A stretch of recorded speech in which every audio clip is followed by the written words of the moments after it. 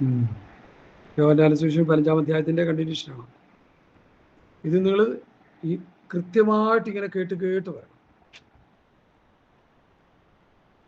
ഈ വചനത്തിൻ്റെ വെളിപ്പെടുത്തലുകൾ കൃത്യമായിട്ട് കേട്ട് വരുമ്പോഴേ കാര്യം മനസ്സിലാകും. നമ്മുടെ ഞാനത് അങ്ങനെയല്ല പ്രശ്നം. ഇതിൻ്റെ ഇടയ്ക്ക് ചില വിഷയങ്ങൾ കയറി വരുമെങ്കിലും ഈ വചനത്തിൻ്റെ പഠനം നമ്മൾ തുടർന്നുകൊണ്ടേയിരിക്കും. അപ്പം മുന്തിരിവള്ളിയിൽ വസിക്കാതെ നമുക്ക് ഫലം പുറപ്പെടുവിക്കാൻ കഴിയില്ല. നമുക്ക് കുറേ അറിവുണ്ട്, നമുക്ക് കുറേ പണമുണ്ട്, നമുക്ക് കുറേ സ്വാധീനമുണ്ട്. ഇന്ന് സെൻട്രൽ പാസ്റ്ററുമായിട്ടും മെയിൻ പാസ്റ്റർമാരായിട്ട് ഇരിക്കുന്നവർക്ക് ട്രാൻസ്ഫർ വരുമ്പോൾ ഈ പാവം പിടിച്ച പാസ്റ്റർമാർ ഇവരുടെ കാലേ പിടിക്കും. പക്ഷേ ഒരു 5-10 ഗൾഫുകാരുള്ള സഭ ഞങ്ങൾക്ക് തരണേ. ഇതൊക്കെ പൊട്ടത്തരങ്ങളും വ്യാജങ്ങളുമാണെന്ന് ഞാൻ പറയുക. പുള്ളി പറയും സഭയൊക്കെ തരാം, ഒരു 3-4 ലക്ഷം രൂപ എന്നാൽ തരാം, കാശ് കൊടുത്ത് മേടിക്കും. ഇതൊക്കെ സഭയാണോ?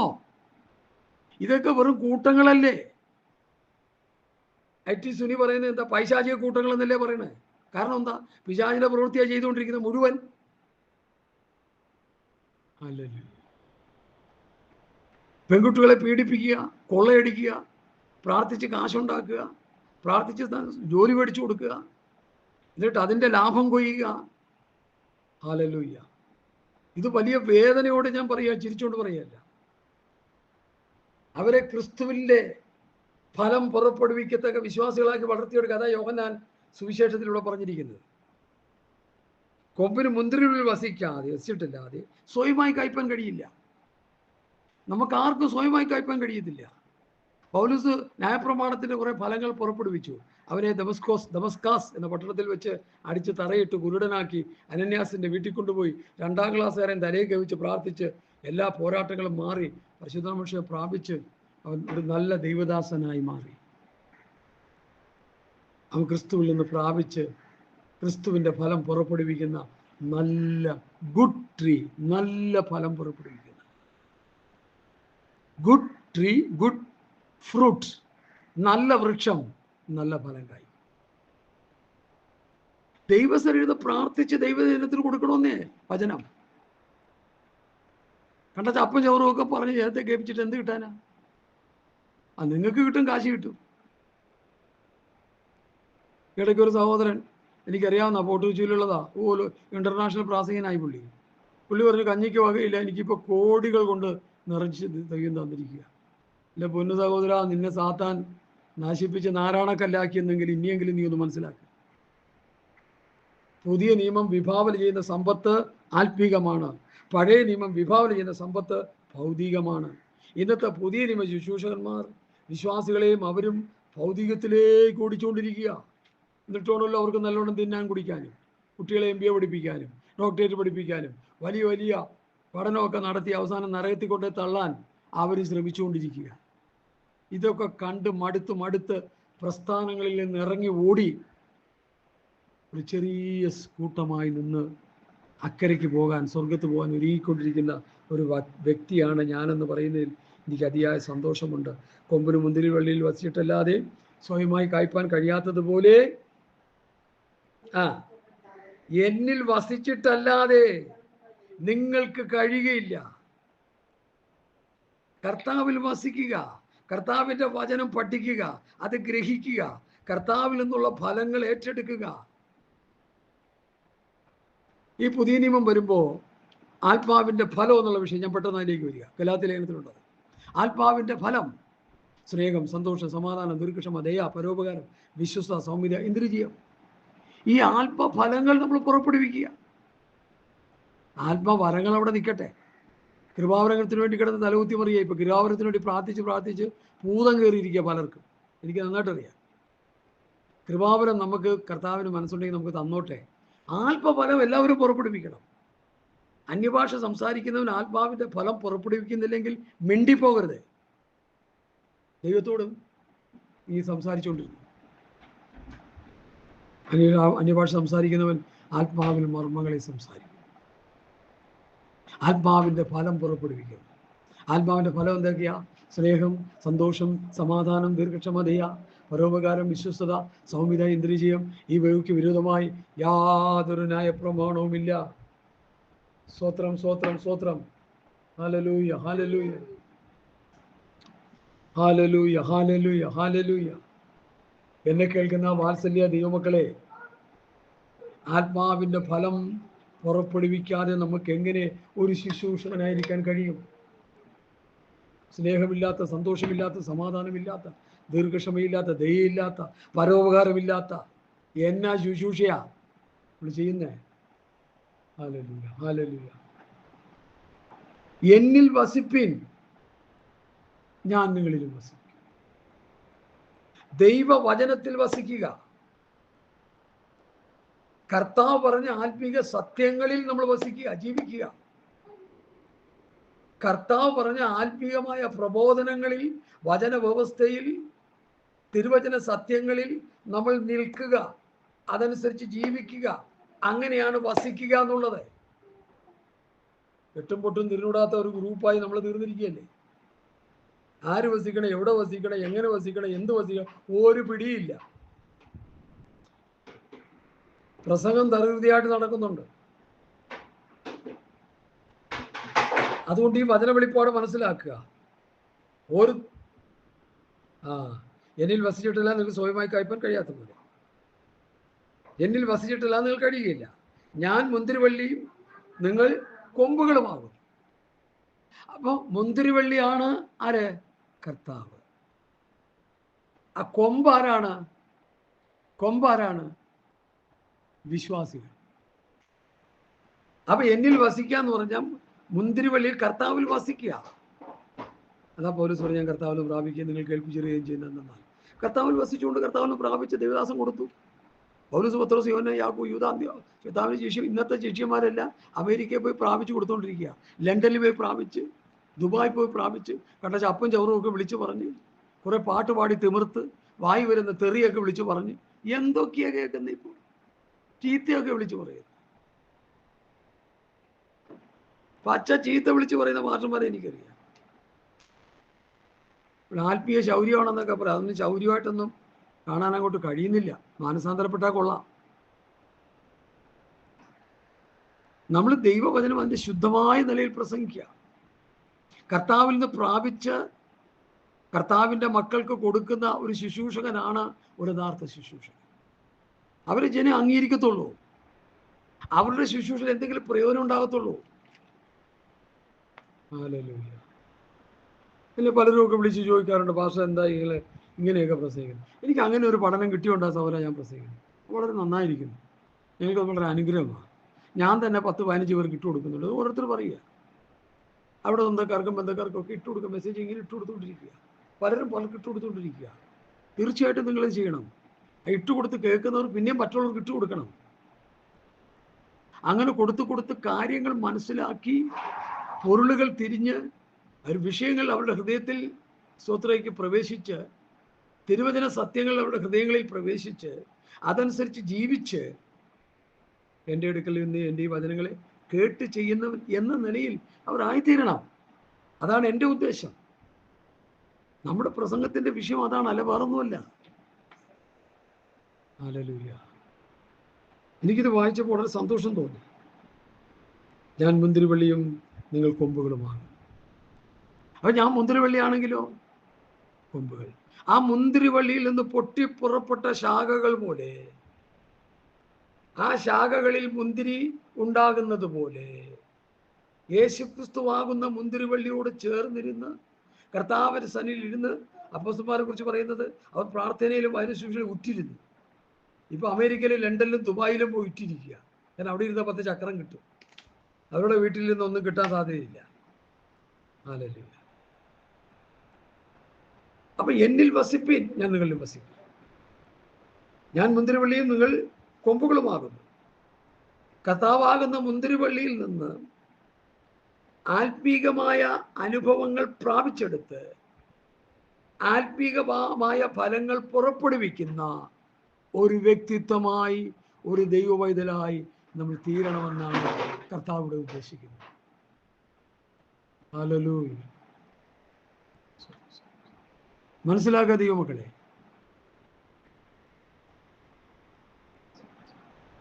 Hallelujah, hallelujah. സ്തോത്രം, സ്തോത്രം, സ്തോത്രം. Hallelujah, hallelujah. ദൈവമക്കളെ, എനിക്ക് നിങ്ങളോട് പറയാനുള്ളത് ഒന്ന് മാത്രമേ ഉള്ളൂ. നല്ല മുന്തിരിവള്ളി ആകുന്ന കർത്താവിനോട്, നല്ല മുന്തിരിവള്ളി ആകുന്ന കർത്താവിനോട് എന്ത് ചെയ്യാം? നമ്മള് ചേർന്നിരിക്കുക. എന്നിൽ വസിക്കും, ഞാൻ നിങ്ങളിലും വസിക്കും.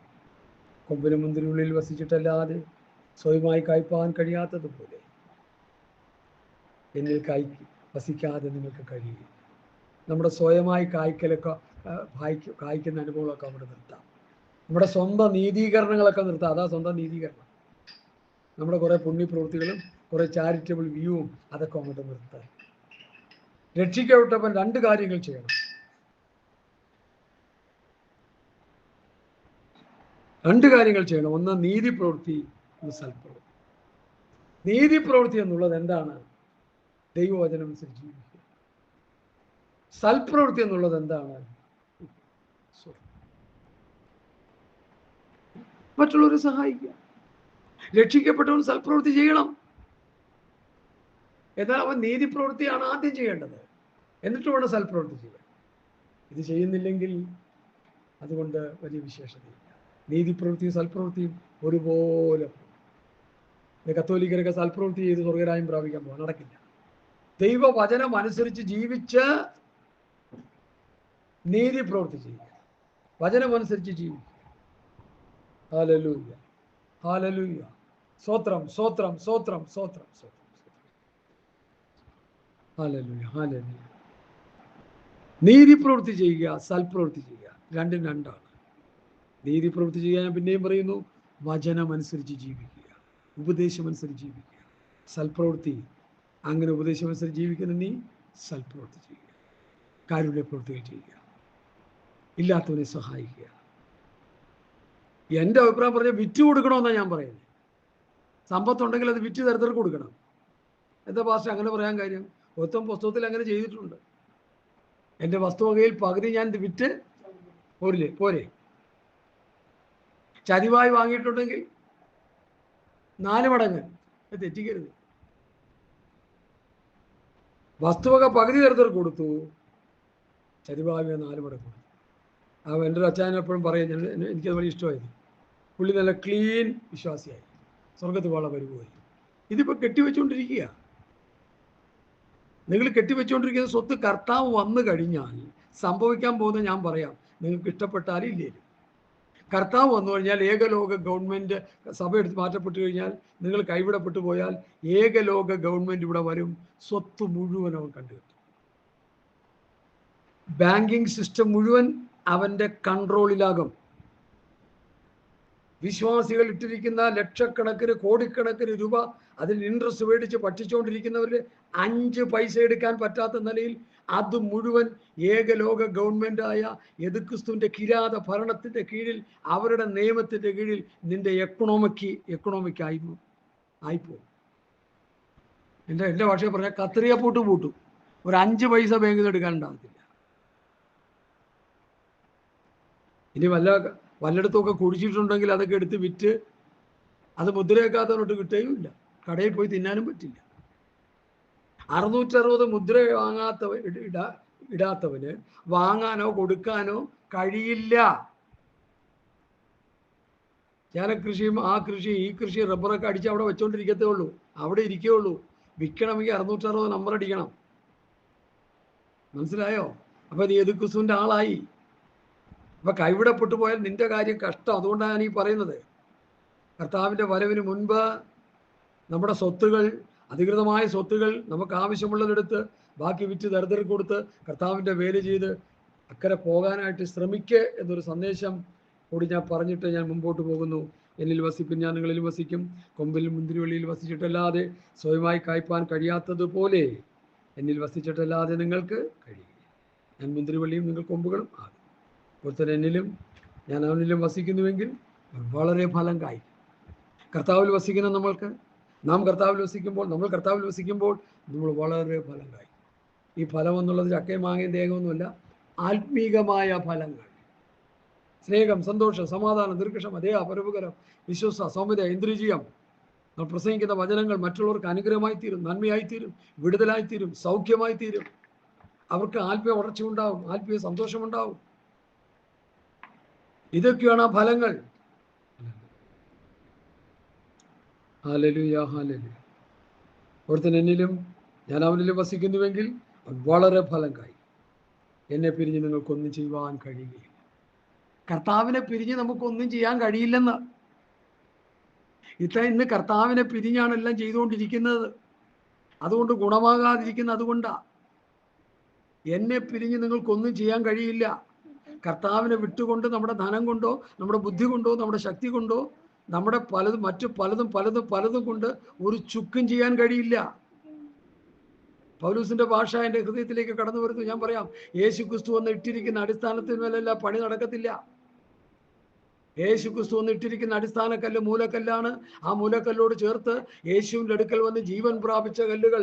1 പത്രോസ് 2:4 മുതൽ 8 വരെയുള്ള വാക്യം. യേശുവിൻ്റെ അടുക്കൽ വന്ന് ജീവൻ വാക്യം എടുത്ത് നോക്കിയിട്ട് ഇത് കേട്ടണം, കേട്ടിട്ട് അടുത്ത് നോക്കണം. ഇത് കേട്ടുകൊണ്ടിരിക്കുമ്പോൾ നിങ്ങൾ നിർത്തിയിട്ട് സ്റ്റോപ്പ് ചെയ്തിട്ട് ആ പത്രോസിന്റെ 1-ാം ലേഖനം 2-ാം അധ്യായത്തിന്റെ 4 മുതൽ 8 വരെയുള്ള വാക്യം എടുത്ത് കേൾക്കണം. യേശു ക്രിസ്തു വന്ന് ഇട്ടിരിക്കുന്ന അടിസ്ഥാനം പൗലൂസ് പറയുന്ന മൂലക്കല്ല്, മരം, പുല്ല്, വൈക്കോൽ, വെള്ളി, പൊന്ന്, വിലയേറിയ കല്ല്. ആറ് കാര്യങ്ങൾ അവിടെ പറയുന്നത്. 1 കൊരിന്ത്യർ 3:10 മുതൽ 15 വരെയുള്ള 6 കാര്യങ്ങൾ. മരം, പുല്ല്, വൈക്കോൽ, വെള്ളി, പൊന്ന്, വിലയേറിയ കല്ല്. വിലയേറിയ കല്ല് ഏതാ? യേശുവിൻ്റെ അടുക്കൽ വന്ന് ജീവൻ പ്രാപിച്ച കല്ല്, യേശുവിനെ രക്ഷിതമായി സ്വീകരിച്ച കല്ല്, യേശുവിൻ്റെ കൽപ്പനകൾ അനുസരിച്ച് ജീവിക്കുന്ന കല്ല്. അതുകൊണ്ട് വാത്സല്യ പ്രിയമുള്ളവരെ, ഹല്ലേലൂയ,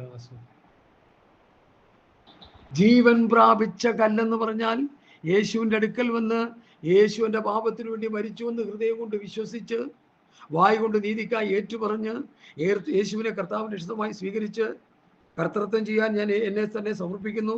ഇന്നു മുതൽ യേശുവാണ് എന്നെ കർത്തൃത്വം ചെയ്യേണ്ടത്, എന്നെ നടത്തേണ്ടത്, എൻ്റെ അനിഷ്ടവും എല്ലാം ഞാൻ വിടുന്നു എന്ന് പറഞ്ഞിട്ട് നമ്മുടെ ഇഷ്ടപ്രകാരം പോയിക്കൊണ്ടിരിക്കുകയല്ലേ നമ്മൾ. കർത്തൃത്വം ചെയ്യാന്ന് പറഞ്ഞാൽ കർത്താവിൻ രക്ഷിതമായി സ്വീകരിക്കുന്നു എന്ന് പറഞ്ഞാൽ യേശു എന്നെ കർത്തൃത്വം ചെയ്യാൻ ഏൽപ്പിച്ചിരുന്നു എന്നതിൻ്റെ അർത്ഥം. അങ്ങനെ ആ കല്ലിനെ പിന്നെ കൊണ്ടുവന്ന് ഏത് മൂലക്കല്ലാകുന്ന യേശു ക്രിസ്തുവിനോട് ചേർത്ത് പണിയുക. ഏതാ? അതിന് ദാനിയേൽ പ്രവാചകന്റെ പുസ്തകത്തിൽ പറയുന്നൊരു കൈതൊടാതെ പറഞ്ഞു വരുന്ന കല്ല്, അതും ക്രിസ്തുവിനെ കാണിക്കുന്നു. മേദ്യ, പെർസ, ഗ്രീസ്, റോം, ബാബിലോൺ, മേദ്യ, പെർസ, ഗ്രീസ്, റോം 4 സാമ്രാജ്യങ്ങളെ തച്ചുടച്ച് ലോകത്തിൽ ആവിർഭവിച്ച 4 ഭരണ സംവിധാനങ്ങൾ. BC മുതൽ AD വരെയുള്ള കാലഘട്ടങ്ങൾ എടുത്ത് പഠിക്കുമ്പോൾ മാനുഷികമായ ഭരണകൂടങ്ങൾ അത് ദൈവം എഴുതി വെച്ചു എന്നുള്ളതാണ് പ്രവാചകന്മാരിലൂടെ. ബാബിലോൺ സാമ്രാജ്യം, മേദ്യ സാമ്രാജ്യം, ഗ്രീസ്, റോം. മേദ്യ, പെർസ, ഗ്രീസ്, റോം 4 സാമ്രാജ്യം. മേദ്യ, പെർസ എന്ന് പറയുമ്പോൾ 1, ബാബിലോൺ എന്ന് പറഞ്ഞത് 1, ഗ്രീസ് എന്ന് പറഞ്ഞാൽ 1, റോം എന്ന് പറഞ്ഞാൽ വേറെ 1. ഈ റോമിന്റെ സാമ്രാജ്യത്തിന് പിന്നീടുള്ള ഭാഗം വരുമ്പോൾ ഇരുമ്പ് കളിമണ്ണ് കാണിക്കുന്നത് ജനാധിപത്യത്തെ കാണിക്കുന്നത്. ജനാധിപത്യവും തകർന്ന് തരിപ്പണമായി കിടക്കുക, ഒരു ഗുണവുമില്ല. ഞാൻ സാധാരണ പറയില്ല, മറിയച്ചേട്ടത്തി പിച്ചച്ചേട്ടി എടുത്ത് തെണ്ടിക്കൊണ്ട് കിടക്കുക, പെൻഷൻ കിട്ടാൻ കഴിയില്ല, പെൻഷൻ കൊടുക്കാൻ കഴിയില്ല, അത് കൊടുക്കാൻ കഴിയില്ല. പിൻവാതിലൂടെ കോട വാങ്ങി നിയമനം നടത്തിയിട്ട് എംപ്ലോയ്മെന്റ് എക്സ്ചേഞ്ചിൽ കാർഡ് രജിസ്റ്റർ ചെയ്തവൻ വായി നോക്കി കിടക്കുക. ഇവിടെ പുറകിൽ കൂടി എന്ത് ചെയ്തു? പിൻവാതിൽ നിയമനം നടത്തിയിരിക്കുക. ഈ മഹാന്മാരെ അവരെന്തോ വിളിക്കേണ്ടത് ഞാനൊന്നും പറയുന്നില്ല. ജഡീകന്മാരെന്ന് പറഞ്ഞ് അവരെ അങ്ങ് വിടുക. ഈ ലോകത്തിൻ്റെ ഭരണ സംവിധാനം തകർന്ന് തരിപ്പണമായി കിടക്കുന്നത് രഘുനേശ്വർ രാജാവ് കണ്ട ബിംബത്തിൻ്റെ അർത്ഥം നമ്മൾ ഗ്രഹിച്ചാൽ മതി. ഇരുമ്പും കളിമണ്ണും എന്താണെന്ന് പഠിച്ചാൽ മതി. ഒരു ഗുണവുമില്ല. അതുകൊണ്ട് ദൈവം ഒരു പദ്ധതി ചെയ്തു. കൈതൊടാതെ പറഞ്ഞു വരുന്നൊരു കല്ല് യേശു ക്രിസ്തു തൻ്റെ രാജ്യം സ്ഥാപിക്കാൻ പോകുന്നു. എനിക്കും നിങ്ങൾക്കും ആ 1000 ആണ്ട് വാഴ്ചയിൽ കർത്താവിനോടൊപ്പം ആയിരിക്കാനുള്ളൊരു ഭാഗ്യം സിദ്ധിക്കുന്നു എന്നുള്ളത് എത്ര അത്ഭുതകരമാണ്, എത്ര സന്തോഷകരമാണ്, എത്ര പ്രത്യാശ നിർഭരമാണ്. ഹല്ലേലൂയ. അതിലേക്ക് പോകാൻ നമ്മൾ വ്യഗ്രതയുള്ളവരായിരിക്കുക എന്ന് പറഞ്ഞ് ആ ഭാഗം അങ്ങ് വിടുക. അപ്പൊ ഇവിടെ ഒരുത്തൻ എന്നിലും അവൻ എന്നിലും വസിക്കുന്നുവെങ്കിൽ അവൻ വളരെ ഫലം കായ്ക്കും. എന്നെ പിരിഞ്ഞ് നിങ്ങൾക്കൊന്നും ചെയ്യുവാൻ കഴിയും. നിർഭാഗ്യമെന്ന് പറയട്ടെ, കർത്താവിനെ പിരിഞ്ഞാണ് ഇന്ന് പലതും ചെയ്തുകൊണ്ടിരിക്കുന്നത്. കൺവെൻഷൻ നടത്തലും കുഴിച്ചിടലൊന്നും പുസ്തകത്തിൽ ഉപദേശപ്പെടാനുള്ള കാര്യങ്ങളൊന്നും പണ്ടാരണ്ടൊക്കെ ചെയ്തുകൊണ്ടിരിക്കും. മരിച്ചു കിടക്കുന്നവനെ ഈ കുഴിച്ചിടുന്ന സമയത്ത് പ്രസംഗിക്കുന്ന വചനങ്ങൾ അവൻ മരിക്കുന്നതിന് മുൻപ് അവനെ സഭയിൽ കൊണ്ടുവന്നിരുത്തി, മരണമേ നിന്റെ ജയം എവിടെ? മരണമേ നിന്റെ വിഷമുള്ളവിടെ? മരണത്തിൻ്റെ വിഷമുള്ള പാപത്തിൻ്റെ ശക്തി ന്യായപ്രമാണമെന്ന് അവനെ കൊണ്ട് വിശ്വസിപ്പിച്ച് മരണത്തെ വെല്ലുവിളിക്കത്തക്ക നിലയിൽ ഒരു ക്രിസ്തീയ ജീവിതം നയിക്കത്തക്ക നിലയിൽ അവനെ വചനം കൊണ്ട് പോഷിപ്പിച്ച് അവനെ രൂപാന്തരപ്പെടുത്തി അവനെ ഒരു കറതീർന്ന ദൈവമനുഷ്യനാക്കി തീർത്തതിന് ശേഷം അങ്ങനെയുള്ളവർ മരിക്കുമ്പോൾ മറ്റുള്ളവർ കേൾക്കാൻ വേണ്ടി മരണമേ എന്നിൻ്റെ വിഷം ജയം എവിടെ? മരണമേ എന്നിൻ്റെ വിഷമുള്ള എവിടെ എന്ന് പറഞ്ഞാൽ അതിലും കുഴപ്പമില്ല. ഒരിക്കൽ പോലും ഇവൻ കേട്ടിട്ട് ഇവൻ സങ്കീർത്തനവും യൂത്തും ചീറ്റും പാട്ടും കൂത്തും എന്നല്ലാതെ ഇവൻ വേറെ ഒന്നും ഇവൻ അറിയത്തില്ല. ഇവിടുത്തെ തുള്ളിച്ചാടാനല്ലാതെ ഒരു ചുക്കും അവൻ അറിയത്തില്ല. അവനെ കൊണ്ടുവന്നിരുത്തി മരണമേ എന്നിൻ്റെ ജയം എവിടെ? മരണമേ എന്നിൻ്റെ വിഷമുള്ള എവിടെ എന്നൊക്കെ പറയുമ്പോൾ ഈ പറയുന്നവരൊന്ന് ശ്രദ്ധിക്കുക, നിങ്ങൾ ദൈവകോപം വിളിച്ചു വരുത്തണം. ഞാൻ പറയുന്നതിൻ്റെ ഉദ്ദേശശുദ്ധി ജീവനോടിരിക്കുമ്പോൾ അവനെ പഠിപ്പിക്കണം. ആ വചനങ്ങളെ പഠിപ്പിച്ച് അവനെ പ്രാപ്തരാക്കണം. അവൻ ദൈവസഭയ്ക്ക് സഫലനാക്കി തീർക്കണം. നമ്മളിന്ന് പഠിക്കുന്ന പോലെ ഫലമുള്ളൊരു വിശ്വാസിയാക്കി തീർക്കണം, ഫലമുള്ളൊരു ശുശ്രൂഷകനാക്കി തീർക്കണം, ഫലമുള്ളൊരു സഹോദരനാക്കി സഹോദരിയാക്കി തീർക്കണം. അവൻ്റെ സ്വോത്രാഴ്ച പിടിച്ച് തിന്നോണ്ടിരുന്നാൽ പോരാ, അവൻ്റെ ദശാംശത്തിന് വേണ്ടി കടിപിടി കൂടിയാൽ പോരാ. ദശാംശം കിട്ടിയില്ലെങ്കിൽ വീട്ടിൽ അന്വേഷിച്ച് ചെല്ലുന്ന പാത്രന്മാരുണ്ടെന്ന് അവരോർത്ത് ഞാൻ കരയുന്നു. സ്വോത്രാഴ്ച ഇട്ടില്ലെങ്കിൽ അവരെ കൊണ്ട് ഇടിയിപ്പിക്കുന്ന വീരപ്പന്മാരെ പോലുള്ള ശൂഷന്മാരുണ്ടെന്നുള്ളത് ഓർത്തും ഞാൻ കരയുന്നു. എന്തിനാണ് ഈ പ്രവൃത്തി അവൾ ചെയ്യുന്നത്? പേടിപ്പിച്ച് സ്വോത്രാഴ്ച ഇടിക്കുക, 500 രൂപയിൽ കുറഞ്ഞിടാതിരിക്കുക. ഇതൊക്കെ തികച്ചും സാത്താൻ്റെ ഏജന്റുകളാണെന്ന് പ്രബുദ്ധരായ ദൈവമക്കൾ ഇനിയെങ്കിലും മനസ്സിലാക്കും. ആ കുടുക്കുകളിൽ പെട്ടിരിക്കുന്നവരെ നിങ്ങൾ ഉപദേശം കൊണ്ട് അവരെ അടർത്തി മാറ്റുക. അങ്ങനെ ചെയ്താൽ നിങ്ങൾക്ക് സ്വർഗത്തിൽ പ്രതിഫലമുണ്ട്.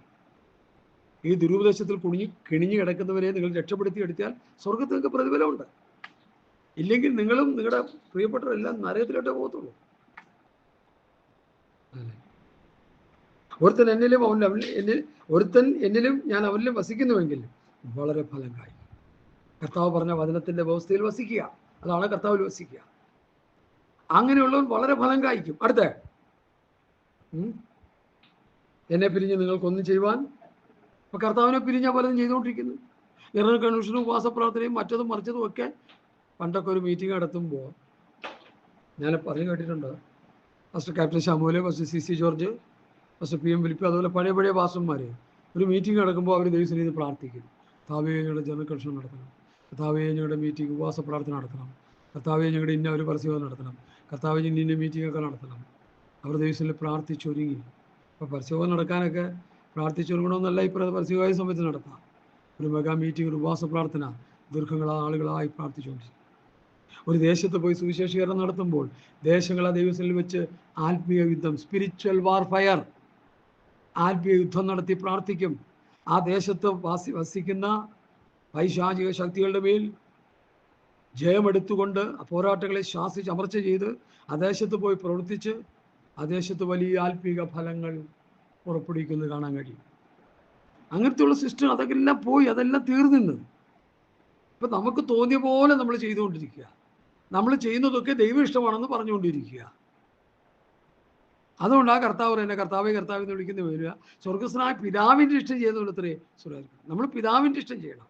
നമ്മുടെ തന്നിഷ്ടം നിർത്തി, നമ്മുടെ സ്വന്തം ആഗ്രഹങ്ങളും താല്പര്യങ്ങളും നിർത്തി ദൈവ ഇഷ്ടവും ദൈവവചന വ്യവസ്ഥയും പാലിക്കാത്തോടത്തോളം കാലം നമുക്ക് സ്വർഗരാജ്യത്തേക്ക് കടക്കാൻ കഴിയില്ല. സ്വർഗരാജ്യത്തേക്ക് പോകുകയല്ല, സ്വർഗരാജ്യം പിടിച്ചെടുക്കുക എന്ന കർത്താവ് പഠിപ്പിച്ചു. സ്വർഗരാജ്യ ബലാത്കാരം ചെയ്യുന്നു, ബലാത്കാരികൾ അതിനെ പിടിച്ചടക്കുന്നു. അപ്പൊ ഈ വ്യവസ്ഥയൊക്കെ തെറ്റിച്ചാണ് ഇന്ന് പോകുന്നത്. ആര് ഭരിച്ചാലും ആര് എവിടെയെങ്കിലും അന്തരിച്ചാലും അവിടെ ബൈബിലദേശത്ത് നിത്യതയിൽ സ്വർഗത്തിൽ എന്നിങ്ങനെ പറഞ്ഞുകൊണ്ടിരിക്കുക. പോകുമോ? കുഴപ്പമൊന്നുമില്ല. ആരും പോകരുത് എനിക്ക് വാശി വല്ലതും ഉണ്ടോ? ഇല്ല. പക്ഷെ പോകാനായിട്ട് വ്യവസ്ഥകൾ ഉണ്ടെന്നുള്ളത് മനസ്സിലാക്കണം.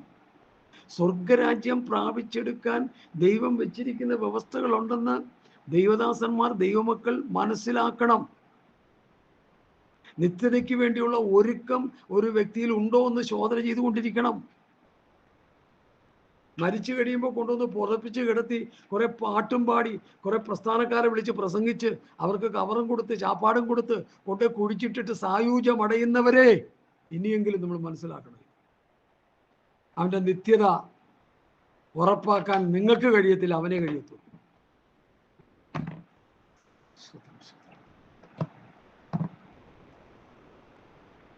അതുകൊണ്ട് എന്നെ കേൾക്കുന്ന പ്രിയപ്പെട്ടവരെ, നമ്മൾ ഈ കാര്യങ്ങൾ നന്നായിട്ട് മനസ്സിലാക്കുക. നമ്മൾ സ്വയം കായ്ക്കുന്നവരാണോ അതോ കർത്താവിൽ കൂടെ ഫലം പുറപ്പെടുവിക്കുന്നവരാണോ? സ്വന്തമായ ചില ഫലങ്ങൾ പുറപ്പെടുവിച്ച് സായുജ്യം അടയുന്നവരാണോ നമ്മൾ, അതോ കർത്താവിൽ വസിച്ചുകൊണ്ട് ആത്മീകമായ ഫലങ്ങൾ പുറപ്പെടുവിച്ച് കർത്താവിൻ്റെ രാജ്യത്തിന് വേണ്ടി കെട്ടുപണി ചെയ്യുന്നവരായി നമ്മൾ തീരുന്നുണ്ടോ എന്ന് നമ്മളൊരു പുനഃപരിശോധന നടത്തേണ്ടത് ആവശ്യം. ഞാൻ ആരെയും വെറുപ്പിക്കാനോ ക്ഷീണിപ്പിക്കാനോ പരിഹസിക്കാനോ ആരോ നിന്ദിക്കാനോ ഒന്നും പറയുകയല്ല. I M telling truth. ഞാൻ സത്യം വിളിച്ചു പറയാം. ഞാൻ സത്യം പറയുകൊണ്ട് നിങ്ങളുടെ ശത്രുവായി പോയോ? ക്രിസ്തുവിൽ ഒരു സ്നേഹിതനായ ഒരു സഹോദരനായി കണ്ടുകൊണ്ട് ഈ വചനങ്ങൾ നിങ്ങൾ കേൾക്കണമേ എന്ന് കർത്താവിൻ്റെ നാമത്തിൽ ഓർപ്പിക്കും. എന്നെ പിരിഞ്ഞ് നിങ്ങൾക്കൊന്നും ചെയ്യുവാൻ കഴിയില്ല. എന്നിൽ വസിക്കാത്തവൻ്റെ ഒരു കൊമ്പ് പോലെ പുറത്ത് കളഞ്ഞിട്ട് ഉണങ്ങിപ്പോകും. ആ വക ചേർത്ത് തീയിലിടുന്നു. എന്നിൽ വസിക്കാത്തവനൊരു കൊമ്പ് പോലെ പുറത്ത് കളയുന്നു. ഓ ദൈവമേ, ആ വക കൂട്ടിയിട്ട് ചുട്ടുകളയുന്നു. മനസ്സിലാക്കി? എന്നിൽ വസിക്കാത്തവനൊരു കൊമ്പ് പോലെ പുറത്ത് കളയുന്നു, അവനെ ചുട്ടുകളയുന്നു. അവസാനം ഫലം കായ്ക്കാത്തവരെയാണ്. അത് നരകത്തിൽ വിശ്വാസികളെ തള്ളിക്കളയുന്ന ഒരു ചിത്രമാണ് കർത്താവ് ഇവിടെ വരച്ചു കാട്ടുന്നത്. ഇനിയെങ്കിലും ഒന്ന് മനസ്സിലാക്ക. വേദോസം എടുത്തുറങ്ങി തിരിച്ച് കഞ്ഞി കുടിക്കാൻ പോകാതെ ആരെന്തെങ്കിലും തന്നാലും തന്നില്ലേലും സത്യം വിളിച്ചു പറഞ്ഞ് മരിക്കാനായിട്ട് ശ്രമിക്കേ. അപ്പൊ നിനക്ക് സ്വർഗത്തിൽ പ്രതിഫലം കിട്ടും. ഇവിടെ കിട്ടിയ അവിടെ കിട്ടത്തില്ല, അവിടെ കിട്ടിയ ഇവിടെ കിട്ടത്തില്ല. അതാ എൻ്റെ കാര്യം. രണ്ടും കൂടി ഒന്നിച്ച് കിട്ടത്തില്ല. ഇവിടെ ഒരു പ്രസംഗം പ്രസംഗിച്ച് 50,000 മേടിച്ച് പോക്കറ്റിൽ ഇട്ടൊരു മഹാനെ എനിക്കറിയാം. 25,000 30,000 ഒരു വ്യക്തി നേരിട്ട് പറഞ്ഞ് എനിക്ക് 50,000 വേണമെന്ന്. ആ വിധം ശുശ്രൂഷ മാറിക്കൊണ്ടിരിക്കുക, പിടിച്ചുപറി നടന്നുകൊണ്ടിരിക്കുക. കർത്താവിൻ്റെ അപ്പോസ്തലന്മാർ ആരെങ്കിലും ഇത് ചെയ്തോ? കർത്താവിൻ്റെ ശിഷ്യന്മാർ ആരെങ്കിലും ഇത് ചെയ്തോ? പൗലോസ് ചില സ്ഥലത്തൊക്കെ പറയുന്നുണ്ട്, അവരെ മാനിക്കണം എന്നൊക്കെ പറയുന്നുണ്ട്. ഇത്ര കൊടുക്കണമെന്നല്ല പറയുന്നത്, അവർക്ക് എന്തെങ്കിലും കൊടുക്കണം. ഇവിടെ കണക്ക് പറഞ്ഞു കൊടുക്കണമെന്ന് വലിയ മഹാമാര് പറഞ്ഞുകൊണ്ടിരിക്കുക.